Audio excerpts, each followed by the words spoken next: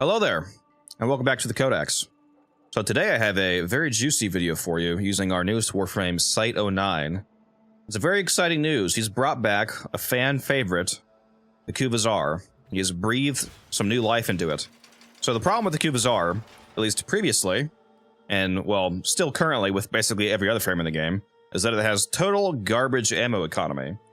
Back in the day when DE, it's been, a couple years now, they nerfed the absolute hell out of almost every AoE weapon in the game by reducing the amount of reserve ammo they have so that you basically instantaneously run out of ammo with them. Now that's really annoying to manage if you're not using some sort of external ammo buff. So that's where Cyte-09 comes into play. First, we'll look at this Kuva Zarr build here. So this build looks a little bit weird. It's not a usual build, so I'm using Prime Magazine Warp is basically the weirdest thing here. When we go to the Cyte build, you'll see why I'm using this. But first, let's just look at this. So I have 8 shots in the magazine instead of 5. The reserve ammo is only, also 5 in the backup. So you run out of ammo instantaneously on this thing, especially if you're spamming it. Speaking of spamming, we have Vial Acceleration on. So that's an extra 90% fire rate. Aside from that, it's just a basic corrosive build, essentially. So let's go look at Cyte and see what's going on here. So this is the Cyte build designed specifically for AoE spamming. So you can see we have a good amount of strength, a good amount of duration, which you could probably actually drop the duration, to be honest, a little bit. Like if you want, I'd keep Prime Continuity on, but you could probably drop Augur Message if you want to, just as a note. You definitely want some duration though, because we're using Silence as our Helmuth, and this is replacing our first ability. Now, this doesn't need to replace the first ability specifically. You can either do the first or the fourth, because you're not going to be using Neutralizer on this build, because we're, of course, spamming the Zarr. Now, why is Cyte so good at bringing this Kuva Zarr back to life? It's because of his second ability, Resupply. Resupply, you throw down ammo packs.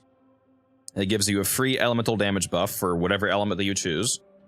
Typically, Blast is what I pick, because Blast is awesome, basically. It gives you extra damage. Functioning essentially like Toxic Lash. So when this says 49% extra damage right there, that is not functioning like a Serration, for example. That's multiplicative. So it's literally giving you, it takes all of your modded damage, and then you get an extra hit of 49% of that total damage on the side with a guaranteed status effect of whatever type of damage that you choose. So you get all that extra bonus damage, free status effect guaranteed every single shot, and it's an instant reload.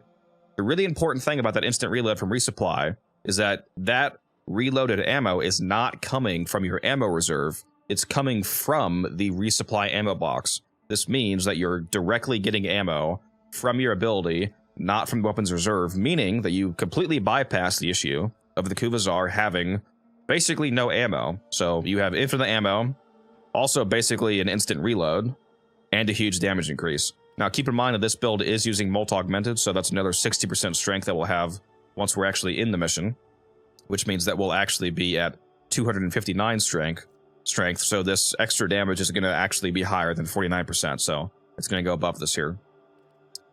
I will say Archon Stretch is not needed on this build. We're not actually using anything that will trigger this. I just have this on because I can fit it, and if you ever want to use, for example, say a Sentinel that triggers electric abilities, then you would get the benefit of the energy regen from that. Now, in terms of the actual build here, you might realize that since we're using the Kuva Zarr, which is an AoE weapon, we're not going to be able to survive typically based off of his evade, which is his usual source of survivability, which is just being invisible so enemies can't see you, so they don't shoot at you, basically. So instead, we're going to survive off of shield gating and silence. Silence is really nice because it disables Xmas auras along with stunning everybody around you. Most people know that it stuns enemies around you, but a lot of players actually don't know that it turns off abilities, including auras. So, for example, if there's a Jade Light Xmas or a Blitz Xmas near you, they won't be able to summon the Jade Light on you. They won't be able to throw the Blitz Wave at you, and Arson Xmas won't be able to explode in the firewall. Everybody around you just can't do shit, basically. Now, we pair that with Catalyzing Shield so that we only have... Well, right now, I only have 35 shields because I'm not max rank. I just realized I probably should have gotten back to max rank before starting this video, but it doesn't matter. It performs the same.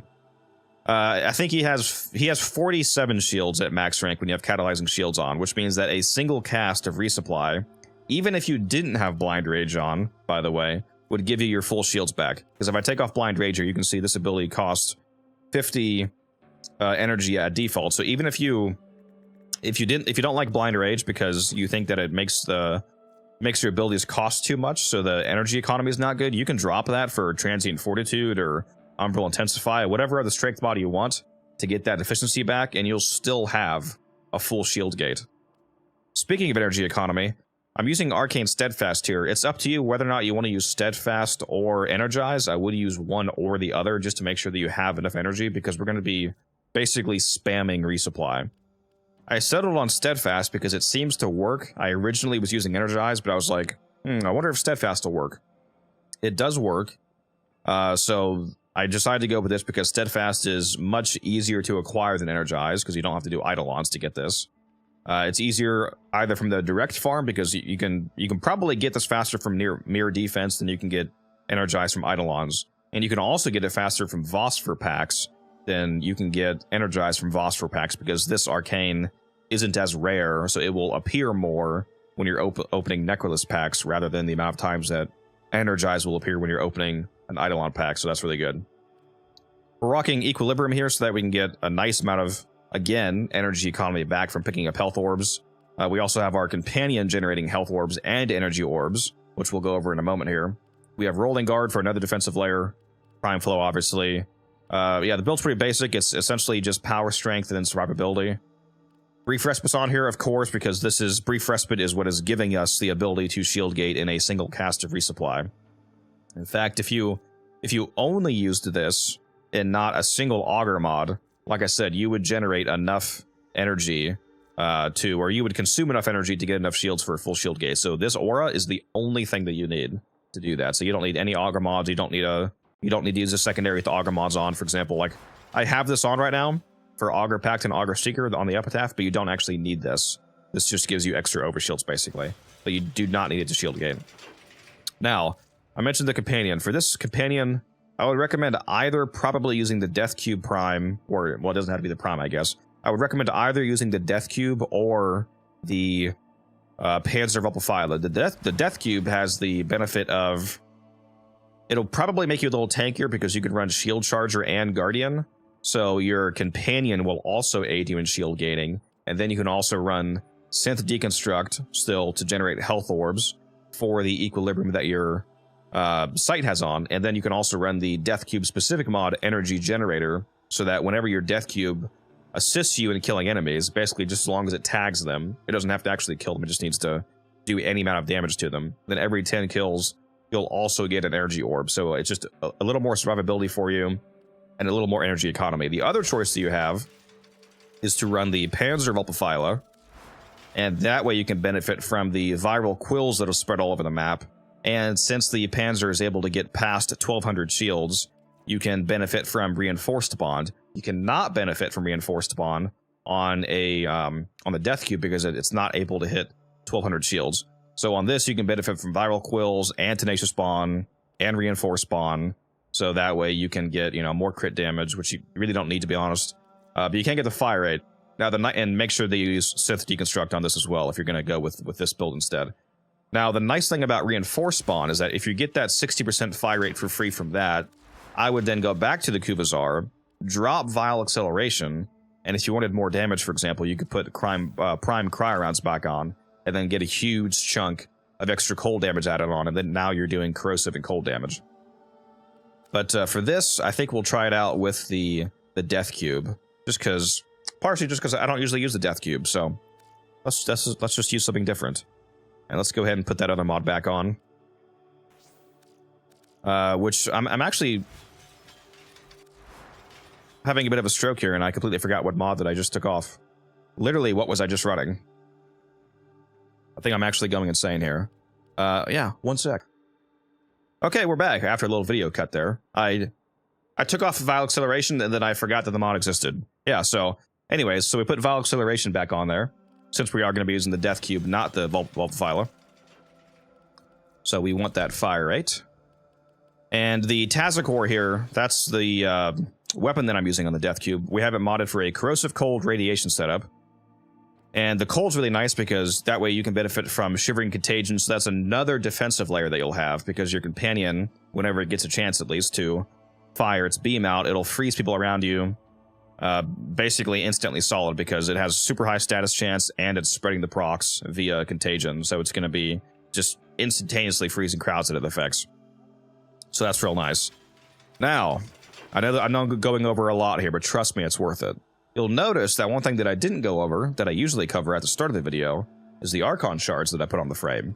I only have one shard on right now, which is a Tau Forged Amber Archon Shard for casting speed. I would highly, highly recommend using this. But what are the other 4 shards that I use? Well, to answer that first, let's go look at the Kuva Zarr. So right now, my Kuva Zarr is doing 2,300 damage. If you want to, you can use the build just like this, and it will mechanically work the same. You can do whatever other 4 shards you want, and this setup will work. But if you want to buff the ever-living hell out of your Kuva Zarr, we can use Violet Archon Shards. So let's go throw those on right now. You can put on Violet Archon Shards for 45% extra primary electric damage, along with an extra 15% per shard per Crimson, Azure, or Violet Archon Shard equipped. So since we're running 4 Archon Shards, and it's an extra 15% per other Violet Shard, it's actually way more than 45% per shard. So let's throw this on. 4 of these on. So my Zarr was doing 2,300 damage. Now let's go take a look at what it's doing. We go back to our arsenal here. It's now doing 6,691 total damage. So that basically just nearly tripled, or actually, yeah, I think it did triple the damage, because I think it was 2,200. So basically just tripled the damage of your Kuva Zarr. So if you want to do truly absurd damage, like the damage that you're about to see here, when we go into the mission, that's what I recommend. So now let's go ahead and hop into a Conjunction Survival on Lua, and we will test this out. To purge you from this place. Stand by for All right, we are here in the mission. So, like I said, I like to use Blast for the ammo, so I activate this. And well, that's not Blast, that's Electric. There we go. Why is that still giving me Electric? Give me Blast. All right, so pop your Silence, pop your Invisibility. Now, you won't be able to keep your Invisibility as consistently as when you're using a weapon that, you know, you obviously get headshots with, because this is an exploding weapon, not like a dual tox or something. But for some reason, you actually still get a good amount of kills counting as headshots. So you can stay invisible for a little bit, just not 24/7. Which, like I said, that's why we're relying on shield getting mostly. And as you can see here, this is just hilarious. Just every time that you run out of ammo, when you fire through those 8 shots, just press your 2 again, throw down your ammo pack, and you'll just get a basically instantaneous reload. Especially with that casting speed shard we have on. And you just keep blasting. You just never run out of ammo. You get that full shield gate back, so you don't die. You also have rolling guard. You can see right there, I just went invulnerable by rolling. I mean, it's super easy. We have Silence on over our first ability, so that you can turn off Xmas Ores, and you also stun enemies. So a lot of guys won't even be able to shoot at you in the first place, because they're just stun locked before you blow them up. I mean, it's just incredible. I mean, it's so nice being able to have the Kuva Zarr back. This build is honestly disgusting if you miss the quote-unquote old days of just blowing up entire rooms with an AoE weapon and not having to worry about the ammo economy issue. You can see we're already at 200 kills here. Last time I tested this, I was getting over 150 KPM. So it's competitive with, you know, the best builds in the game in terms of kills per minute. We'll see how many we get here. Not going to be quite as many, because I was a little delayed at the start. But there's a 2-minute mark. Yeah, 232. So still easily over 100 KPM. And if you go really hard, it's pretty easily over 150 KPM. If you have a decent map, at least, and you just really keep spamming those shots out. I know you guys probably can't even see the screen right now, because my Kuva Zarr is bright neon green, but I decided to show the funniest possible version of what you can make this look like. But yeah, that's about it. Just wanted to show this off. As you can see, it's completely insane. Infinite ammo, big damage buff, guaranteed blast procs, or whatever damage type you choose. Easy survivability with at least partial invisibility and shield gating and rolling guard and your companion freezing guys. It's just beautiful. This build just has it all. If you like it, let me know down below. If you haven't already, consider subbing, consider liking. Leave a comment letting me know what you think of the build. It really helps a lot, helps the channel grow. We're getting really close, really close to 10,000 subs. We're less than 700 subs away from 10,000. And I'll have to figure out something special to do once we get there. So if you want to see that happen quicker, then drop a sub, drop a like, drop a comment. And I will see you guys in the next one.